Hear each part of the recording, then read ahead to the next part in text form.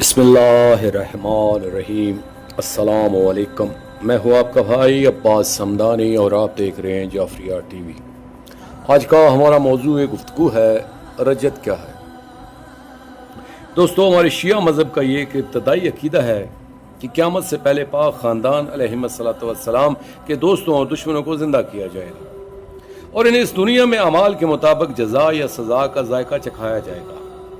कई लोगों को मेरी इस बात से ये लगने लगा होगा कि क़यामत और रजत में कोई फ़र्क नहीं है, मगर ऐसी कोई बात नहीं।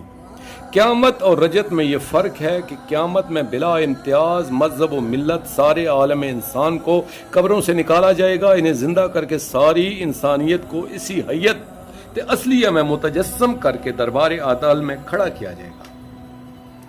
लेकिन रजत में सिर्फ आलिम इस्लाम की भी सिर्फ इन लोगों को जिंदा किया जाएगा जिनका तल्लुक़ पाक ख़ानदान अलैहिस्सलाम से शदीद दोस्ती या शदीद दुश्मनी का होगा। और ज़माना माजी के भी महदूद अफराद को उठाया जाएगा, क्योंकि माद की दो किस्में हैं, माद कुल्ली और माद जुज़ी।